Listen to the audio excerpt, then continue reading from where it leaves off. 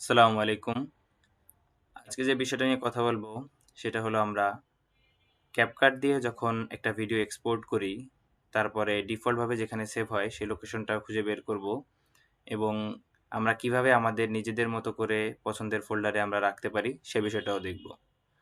তো চলুন ১ম এ দেখি আমাদের একটা ভিডিও যখন আমরা CapCut এ সেভ করি তো ১ম এ কোথায় সেভ হয়? দেখার জন্য আমরা মেনুতে আসবো। মেনুতে এসে সেটিং অপশনে চলে যাব। এখানেই আমরা দেখতে পাবো এই ড্রাফটের ভেতরেই আছে সেভ টু মানে সেভ কোথায় হয় এক্সপোর্ট করলে এই লোকেশনে সেভ হয়। দেন ডাউনলোড করলে কোথায় যায় এবং স্ক্রিন রেকর্ড করলে কোথায় যাবে। এটা যদি অন্য কিছু দেওয়া ছিল, সো আমি এটা চেঞ্জ করার অপশন আছে, চেঞ্জ করে নিয়েছি এখান থেকে। তো এখন আমরা এটা কিভাবে এই ফোল্ডারটা সহজে খুঁজে পাবো? সেজন্য আমাদের ১ম এই যেতে হবে সার্চ অপশনে। টাস্কবারের সার্চ অপশনে গিয়ে আমরা ১ম এ একটা সার্চ দিব। হলো পার্সেন্টেজ এফ ডাটা, আবার পার্সেন্টেজ এটা লিখে সার্চ দিব।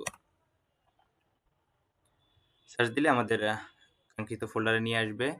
তো এখানে রোমিং এর ভিতরে আসছে, আমরা যাব অ্যাপ ডাটার ভিতরে লোকালে যাব।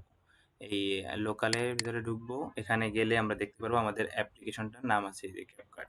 তো এর ভিতরে যাব এবং অ্যাপস আছে, ইউজার ডাটা আছে, ভিডিওস। যেহেতু ভিডিও নিয়ে কাজ করেছি সাধারণত ভিডিওর ভিতরে থাকবে। এখানে একটা ফোল্ডারও আছে। ফোল্ডারের ভিতরে এই যে ২ টা ফাইল যেটা এক্সপোর্ট করছি আমি, একটা MP4 কে MP3 ফাইল বানিয়েছি। তো এভাবে আপনারা সহজেই পেয়ে যেতে পারেন। আর একটা ওয়ে আছে যেটা দিয়ে আপনি নিজের মতো করে চেঞ্জ করে নিতে পারবেন লোকেশনটা।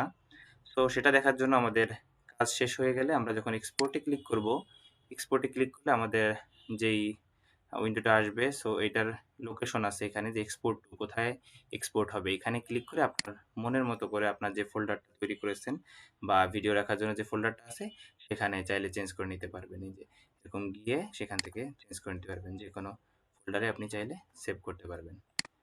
তো এভাবে আপনি আপনার কাস্টমাইজ করে মানে কাজটাকে সেভ করতে পারবেন CapCut এর মাধ্যমে।